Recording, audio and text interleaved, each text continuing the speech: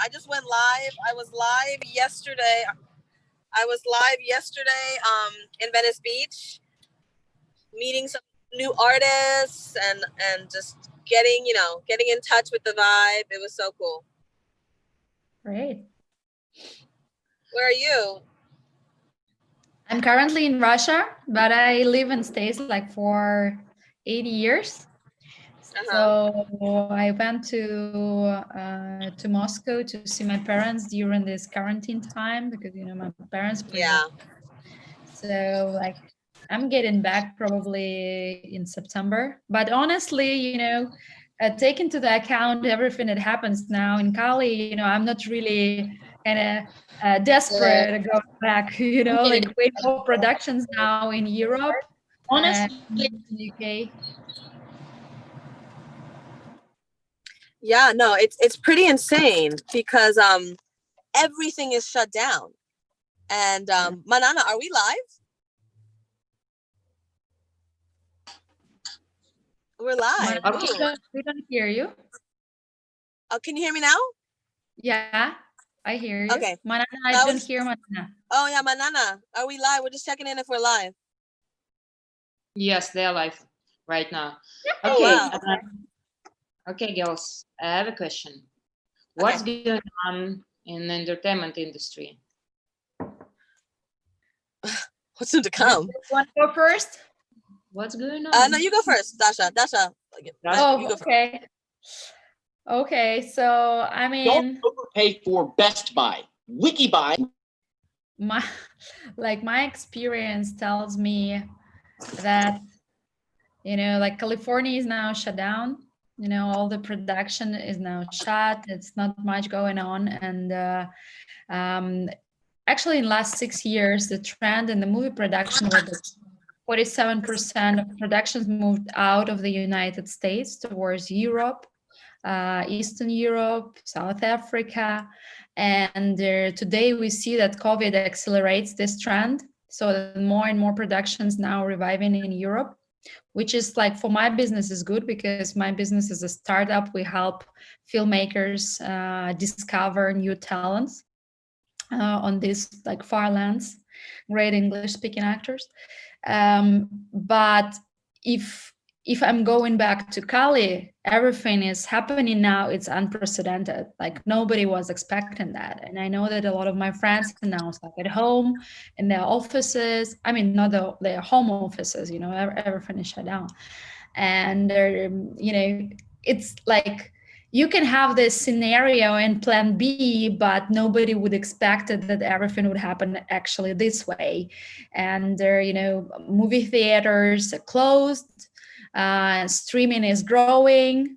Obviously, the studios trying to find new ways to produce the content. And we are in a very interesting time right now. JP Morgan reported that in last, 2-3 months, consumption of entertainment increased by, 20-30%. So from one perspective, this is a challenge, how to produce when the studios in LA closed. From another, this is an opportunity for the new forms to come and the new talents to be discovered and new projects to be released. This is like, from my point of view. And what do you think about new technologies? How it's work for your industry? Startup. Yeah, so technology. I had the privilege to talk like a week ago with Michael Ovitz a little bit about this. So how he thinks the technology will help the industry of talent representation, because what I'm doing is a pretty new way of, discovering and representing talents in the technology space. So we both agreed with Michael on the thing that talents will always need a human representative, like agent or manager, but like how the technology can help in this process, that we can facilitate the funnel of the people that we can see and discover with AI, And also what the technology can be used for is the deepfake technologies. So the technology can help us to revive the oldies, you know, like the old talents who are passed away already. So potentially, if I get in contact with like you know, relatives of Marilyn Monroe, I can recreate with the technology her image and can potentially put her inside the frame of the new movie I'm creating. So that's where the technology goes now. And obviously technology will help us to produce the new forms of content, which is fascinating. You know, we don't know where we will be like in a couple of months, not even years. So we will see technology just helping us to see the new ways of consuming the content. Okay, and the same question for the Christiana. What do you think? Yes. Like Dasha said, I completely agree with you. I mean, it's unprecedented what's happening right now, and it's more than just what I think for We Go Live. You know, we just did a festival and we recorded from California, and all my friends in California said, "Don't even come here." You know, and they call me Miss Viva Live. They're like, "Miss Viva, do not come here because everything is shut down." And I originally was going to be broadcasting live from a dance studio, from Debbie Allen's Dance Academy, and because I wanted to contribute, it's a nonprofit to encourage dancers. I wanted to contribute to that mission, but I wasn't even allowed to go there because everything is shut down. Studios are not even allowed to be open. We had to end up finding a private studio in a private home that we could go live with. So right now, if you ask actors, I actually relocated to Austin, Texas, and all of my friends, all my musical friends and actors and are moving from California to Austin because there's no more gigs. You know, we get these letters from SAG, from the Actors Guild, and basically there's just all these regulation, you know, like this is the type of production you can be a part of. It can only have 2 people on set. It can this and this and this. And basically the studios, they want to produce, they want to hire these actors, they want to keep making content, but they cannot legally. And then they don't want to get in trouble with SAG. They don't want to get in trouble with the government. So it's basically a cold zone. And it's very unfortunate because this is the livelihood of these people, right? These are real human beings with their whole livelihood usually tied into their work. So for what we're doing with We Go Live in providing monetization opportunities online for these creators, right? So they might have been, you know, someone who does film or someone who does voiceover, but that's always in person. So now we're showing them, okay, this is how you would start a YouTube channel. This is how you would do Twitch. Okay, maybe you like TikTok instead. Okay, so let's find a way for you to take what your creation is and place it online and monetize, not only on those platforms, but together with us, kind of a hybrid version. So it's definitely a trying time, but I do believe that creation is the heartbeat of the earth. And it's important for cultural dissemination to happen. It's important for these creators to have the ability to make this art. And same question for the technology side. What Yeah, is so like the next technologies? Maybe machine learning, maybe something for the financing, maybe it should yeah. be like VR. Yeah, so it's interesting because, you know, VR is an option right now, but for, in my opinion, in my humble opinion, you know, mixed media is really where the actual market adoption is ready for, right? Yes, I would love to see VR. I like those VR meetings and things like that and VR concerts. I think that's awesome, but I also think it's 10 years from now. Maybe it's a little more accelerated now, maybe 7, but for now, it's really mixed medias. So that would be video, audio, mixed kind of integrated, kind of like Beyonce. Beyonce came out with an album she has her album, which is coming out on audio, Spotify, etc. But then she also has this whole compilation, this gorgeous, almost film-like story where she brings in all these actors, and it's so cool. And they were actually all from Africa. It was amazing. So this is where I'm saying mixed media is coming into the picture. The other thing that's huge, you mentioned machine learning and AI. We have a data scientist team right now studying sentiment analysis and studying consumption, online consumption statistics and trends, because this is something that's very, very critical. And with TikTok particularly, I did a whole expose on TikTok, on the AI of TikTok, and basically saying how, China, for example, because of their population, has so many data sets, they really can know the consumer, what they like, what they want to watch, what they want to engage with, right? And this is changing the face of media. It's changing the face of creation, because then people are able to tap into those AIs and start creating not only from their imagination, which is fantastic, but also with these analytics and insights on what people want them to create. Mm-hmm. Interesting. And what is your thinking strategy? How is work for the investment side?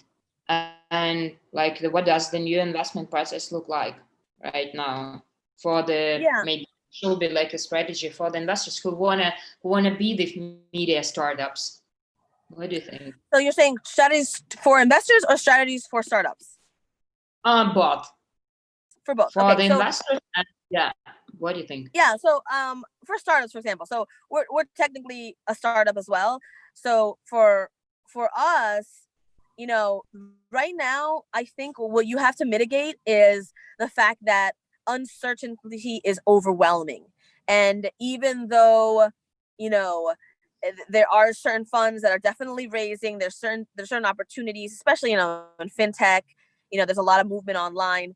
But I would say be very conservative with your approach and seek to add value and seek to have consumer insights and consumer discovery before you go and run around with a PowerPoint and a dream. I would say do proof of concepts. I would say find the lowest cost way to engage with your consumer and get numbers, get data, get insights, because that would be what you should do now as you let this crisis subside. Okay. And then on the investor side, I would say, keep looking out there, because especially what happens in the beginning of something with a big rush. I mean, Zoom jumped from 10 million to 200 million users. That's insanity, right? So there is going to be the diamond in the rough. There's going to be a lot of different players trying to get in there. I would say, go in now, look at the opportunities, and see who still survives 6 months later, right? And then another thing, it was a brilliant dream. I saw this woman. I forget her name. I will find it for you, Manana, because she should be on your show. She is a poker player, and she says every decision is a game of poker, and you'll definitely get along with her. And what she said was, it's less for investors. It's less important for you to say this investment was successful. Yay, I won. Instead of celebrating that, actually look back, and you should start tracking why you made those decisions, because the process of your thinking is what needs to improve. You might have gotten lucky, but you might have if you knew something was a red flag, if you knew Wirecard was just fraudulent back in the day, and that happened, that's a win. So she was basically saying, as you make these decisions, there's 6 startups. Track down, make a record. And if you're with teams, make a record of why you're saying no, why you're saying yes. And then 6 months later, out of those 6, who survived, who's still a good investment and who's not, what was wrong with my decision making? So I think this is a perfect time to really do that, because things are moving fast. You won't have to wait a year to find out if that company failed. They'll probably fail in 6 months. It's great advice. Yeah. What is Yeah, you know, like I fortunate enough to study now in Stanford, and then we've been talking about this like very like pretty much every day about this topic. So I can share with you some of the insights I learned in the last week. So obviously the time of crisis is always the time of opportunity, and all the crises are very good for the innovation process. So let's say like you have to, it doesn't matter who you are, like a startup or investor, you have to identify that everybody now is pretty much in the same situation, very bad situation, very unpleasant situation, very unexpected situation. So, and here, um, if you're if you start innovating now, whatever process you do, the process of investment or the process of ruling your company, you will benefit from this innovation when everything gets back to normal, because there are people now who just stuck and scared and sit and wait and trying to survive. So if you find this, if you look at this situation as an opportunity for the growth, the opportunity for the innovation, probably you will come up with something very disruptive and new that will help you benefit when everything get back to normal. So adding to this investors strategy right now, I would say in the time of uncertainty, it's very difficult to go with any strategy. So I would say the topic of our conversation today is somehow entertainment, and I feel and especially my projects in entertainment. So I will always encourage investors to invest in entertainment projects, because in all the time people will want two things: food and entertainment. And if you see that something that innovative enough in a very, very old and conservative business of entertainment, go and invest in this thing. Because if you see the founder like me, who really understands the market, who really understands where all these things go, and find a way to discover talents, the very cost efficient, almost free, at the good price, and help to do your local hire, it will works itself, because the entertainment company will want to create more content. Automatically means they will want to have a new actors, because they can't work with the same actors all the time. They want to discover new things, especially, streaming today is available anywhere in the world, and they need the actors anywhere in the world. So just for investors, as always, go with your guts. If you're passionate about and you understand what this project is about, go and do this, because this time is very, very unpredictable. You really do not know what will happen in 6 months. And even if you do these ticks, now is this, and the company survive in these 6 months, it doesn't matter. Then it doesn't mean that in next 6 months it will survive, So because we don't know what will happen in 6 months, maybe we will stay at home for 1 more year. Who knows? Yeah, so good. Yeah. That's a good point. Yeah. So I would say anything in the entertainment will continue to grow. This is my own feeling, because the more we stay at home, the more we want to be entertained, and just will be more and more new opportunities and ways to entertain people. So I love that. Yes, Dasha. I think I agree with you 100%. And I do think, yeah, I think what you mentioned about these legacy systems, right? These traditional systems. I was mentioning it to someone, and we did an event. So we go live 24/7. We go live official on Instagram. It was actually a stream, a virtual live concert involving, thought leadership, music, comedy. But it was very interesting how, some of it was offline. Actually, there were performances happening in studios. We even had a comedy show. Now, this is interesting because I just expected everyone to stream in audiences to stream in, and that's all we're going to do. But there are certain sensitivities and there's certain things about kind of the old system that we have to take into account. So just a quick story, I was ready to zoom at all those comedians, and they're like, Christy, we need humans. Miss Viva, we can't go live without human beings. We're stand-up comedians, right? And I'm like, okay. Maybe I can get 6 feet apart chairs and I can do a social distance event, but just, maybe just 20 people, with masks and with disinfecting and all that. Like, okay. And what about the stage? Okay. I got a wood maker. Thank God I'm connected to some wood maker. We built a little mini stage, and then like, okay, and what about the spotlight? So we literally made this like micro backyard. It was outside in someone's backyard, a private residence, hidden away, right? And we streamed it from there, and it was also in person. And the thing with these creators, some are used to film where there's no audience. Some are comedians that need this energy of humans, right? So for me, we did that whole experience, and then the comedians were very happy that they did that, and it's exciting. And so they're in the process of seeing how they can do that more often. And they're like, okay, well, we're going to go to a network and see if this can get sponsored, right? So that's the old system. Those are the old rails. Getting an idea, going to a network, trying to find someone who has an in, pitching the idea, and then hopefully you're going to get some budget that you're not going to see for maybe a year or two. And then you're basically starving and waitressing until then, But for me, I think the other option is, how about I change the rails? How about I work outside of the rails?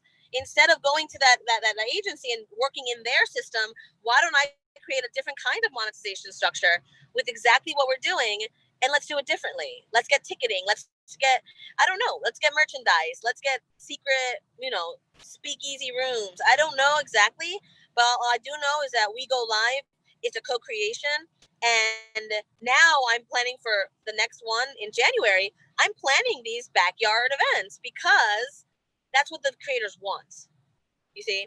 So, and like you said, for investors, back to the question, for investors, look at those entrepreneurs, like I'm sure, Dasha, yourself, you've talked to the creators that you're trying to get booked all the time.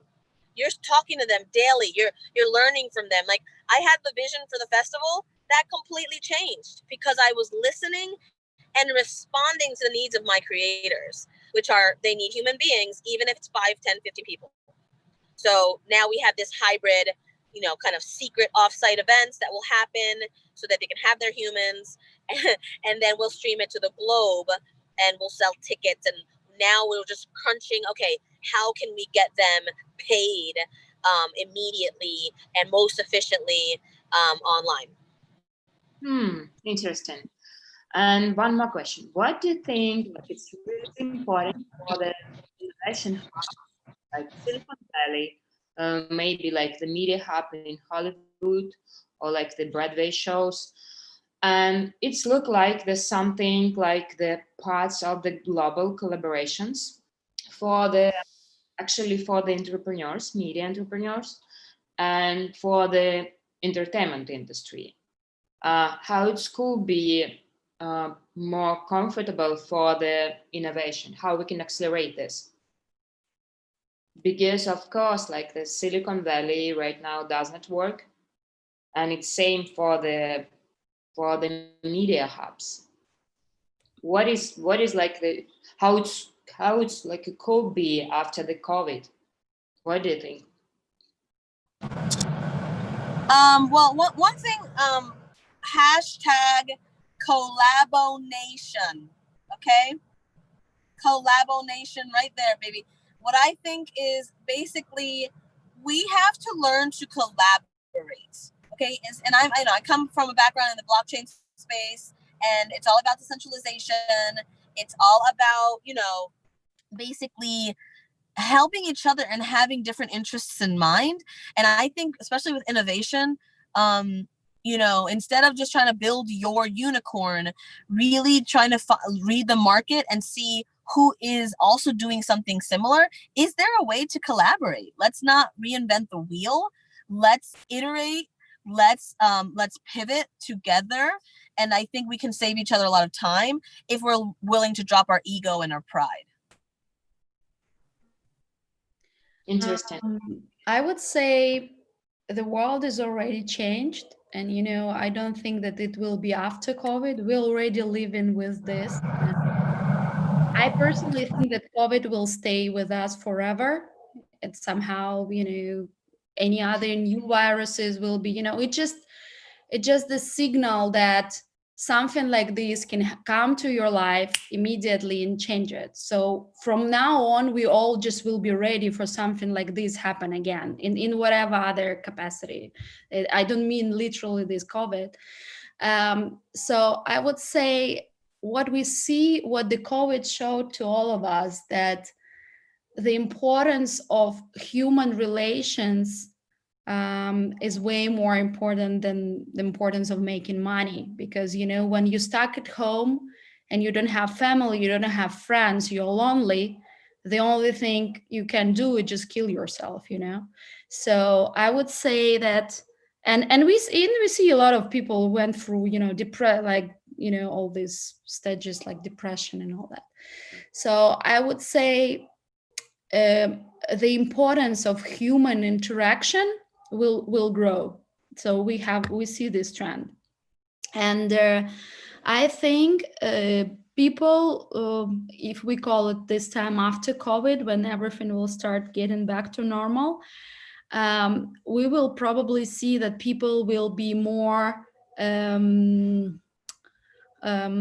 you say, like looking from one side for more security, from another side will be more open for new relationships, for new interactions, because when you're stuck at home for so long, you obviously want to socialize, and there is an opportunity for new businesses to come and give this opportunity for people to socialize, to as Kristen said, to collaborate, to do things together. And I think if we create the platforms, then people can get online and also continue this experience offline. That's something that probably will bring more businesses, more opportunities to earn money for companies. So I would say it has to be something offline businesses will not work anymore. That's what I think happened.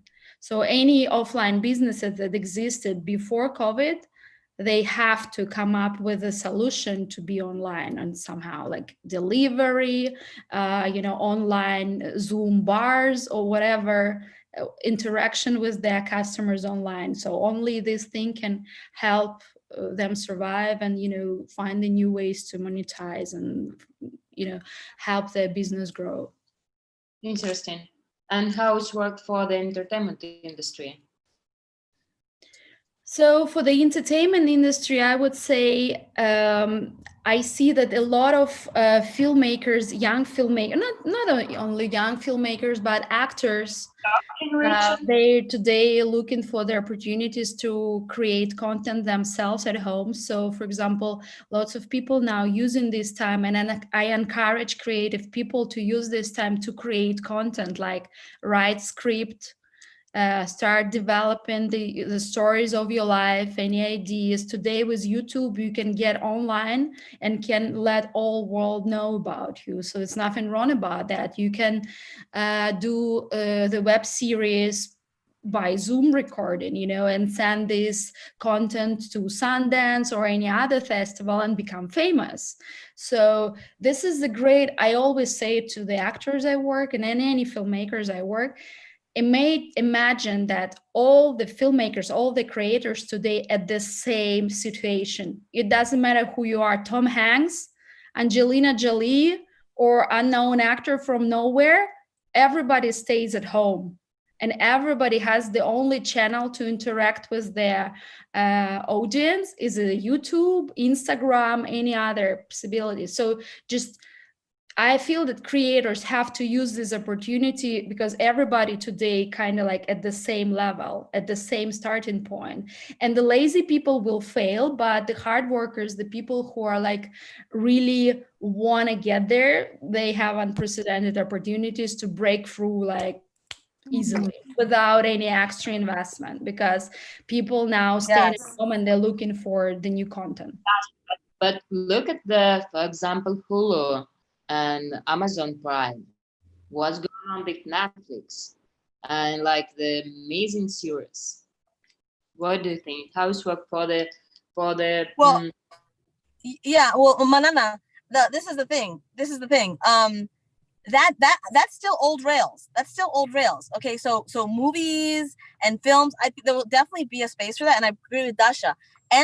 E&E, entertainment and education are fields that will never die, right? Because people are always seeking to be advanced in education, and then also entertainment, right? So with you're mentioning Google and Prime and the Netflix, we did see an interesting situation happen. Oh, excuse the noise. We did see an interesting situation happen with Netflix and with a rival of Netflix that tried to come out mobile first in Europe. I forget the name. I don't know why. But anyways, they tried to launch. They raised, I think, over $60 million, and they failed bitterly, right? And basically, they were trying to make a play in this market where it's still pre-recorded content, but in a fast delivery form. So really short snippets, really short stories, but it wasn't fast enough. And TikTok is what really took over instead of something like that, right? So I think all of these forms, and you see it in Instagram just now. Instagram implemented its own version of TikTok. It has Instagram Reels right now, right? So the way Dasha also mentioned, this is very fast. This is very intimate. This is in your living room, from my sunset to yours, So it's also, yeah, any fool with a mobile and a camera can now be a broadcaster. And I say, I'm glad to be one of those fools, zero formal training in broadcasting. Yeah, I had a stint here and there with some assistant production, but I'm a technologist. I do digital footprint strategy. I design products. I launch products. And now I'm broadcasting every single week, and so that's really interesting. And I think that's what it's all about, so the quality, if it's HK, yeah, that's great. But actually right now the standard is so low that as long as you're engaging and cool and consistent, I believe in consistency, then you can, and like Dasha said, not being lazy. But what not being lazy can translate to is basically being consistent, delivering content consistently, and being creative with how you reconfigure that content. So Gary Vee says it all the time. You're shooting a podcast, but you could actually record it and use a portion of the video to do an Instagram post to promote the podcast. The podcast is audio, but it's nice to have some video with it. You see? So there's so much that can be done. And Give on Live, we're in the process of making these services so people can repurpose their content effectively to monetize. Agree on that. I just want to, bottom line here, like as Kristen said, the entrance point to enter the entertainment business is very low. So it's like it's open gate. Anyone can come and become a superstar in like this. So. Yep. And that's so refreshing. That's so exciting. And I think in the end, with everyone dreaming to be a YouTuber or a TikTok creator, I think the best thing to say is create, do it, right? Because it's not about whether you go viral, it's who you become in the journey of seeking that, right? And by the time you get to a place, you might go viral, you might not, but you sure as hell, sure as heaven, have gotten lots more skills, and you have a lot of more just practice. And that's really what makes you stand out and eventually get your break, you know? Yeah. Is it the same for the education industry and for the gaming? How like we can collaborate with this? Yeah, I think education definitely also is going online. I do have a friend, her platform is called Fluent in 5. And she has been building this online infrastructure for teaching English, teaching Chinese. Her and I both lived in China for quite a few years. Yeah, I don't know if you knew that about me, but I have all these hidden parts. Anyways, so Fluent in 5, and she is fantastic. And it's been moving slowly but surely. But now she has a huge opportunity because everyone is now seeking online education. You know, before a few years ago, you know, they would make fun of the kids that were homeschooled. A few years ago, you know, a few months ago, you know, they would kind of criticize mothers who wanted to homeschool their kids, or they would criticize people who got degrees online. Like, ew, you got it online, right? And then now that's the only option. So it's not criticized anymore. How did it turn from not being valuable or not being good enough to being perfectly fine? You know, it's all perspective. So, but that makes this market very juicy. It's different from what we're talking about with creators consistently creating content. This is more, okay, if you do have a platform, now is the time to gear up your marketing plan, gear up your branding plan, and make those collaborations with schools, with educators, make those collaborations with people who are seeing the trend. I think it was the the financial organization, they said that 56% of the current workforce needs to be retrained. Upskilling, and this is part of the work that I do with the Wonder Lab, like my day job, right? Is that upskilling, new skills, training is so critical right now, and it's going to have to be. And there's definitely corporations who are refusing to innovate, refusing to take away jobs that are redundant, right? Governments. I'm based in Puerto Rico, and you know, there's innovation leaders that get so stifled by the government. They don't want to take away huge departments. They don't want to bring efficiency, but the strategy would be bring the innovation, which will save your bottom line, and also take that what you're saving from your bottom line and retrain your people to go on to the next task. You know, but don't stay in it. That's a whole nother show, Manana. But definitely, there's definitely innovation aspects to education. And yeah, E&E. I would say jump into E&E. Okay, Dasha, what do you think? I mean, I do have something to add about education because, as I said, you know, right now I'm studying in Stanford, and you know, guys, this is incredible. It doesn't matter if I'm on campus or not. You know, having this. Today we had a class right before our conversation, and my professor was telling the story how he was consulting Mark Zuckerberg. So Wow. I don't personally care if I'm having this on campus or technology, you know, allowing me today to be anywhere in the world and study in Stanford.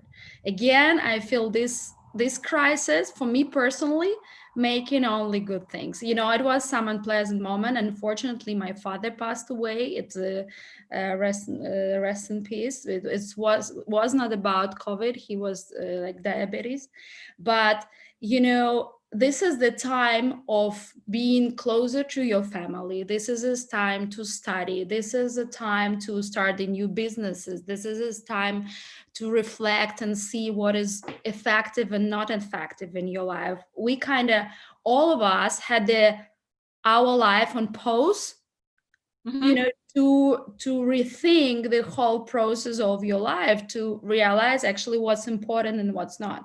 And obviously, education is booming, online education is booming. All the universities today open their doors all great museums in the world open their doors online. You can study and learn from home, from anywhere in the world.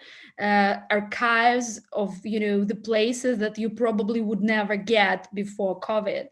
And your question also was about the game industry. This is also booming today, and this is also the place for the new, you know, talent, the Generation Z or whatever generation, millennials, to earn money from home by playing and entertaining themselves. So, I mean, everything is growing. You know, the only things that are not growing are offline conservative businesses who do not want to change. And this is something like the natural choice kind of thing. So it's like, it wasn't all the times, you know, the war comes to your country and, you know, you can struggle and you know, have a fear about this and like, oh my God, sit and wait when it's all finished, but it will not be the same again. So today I feel that the only companies and only people will succeed and benefit from this crisis who will adapt. The faster you adapt, the faster you will get back to normal yourself. The faster you will become happy again and, you know, start making money and be healthy and happy. Okay, thank you, Dasha. Thank you, Christiana, for your time. See you on the next week. That's was it. really Amazing. Manana, this is amazing, and thank you for your consistency. I just want to shout you out. You know, iLIFTTV has been so encouraging. I go in there, even if it's Russian, I just like seeing everyone's face, and I like saying "Spasiba" and everything. Thank you very much for your time, ladies. See you. Thank you. See you. Great weekend. Thank you so much. See you on the next week. Ciao.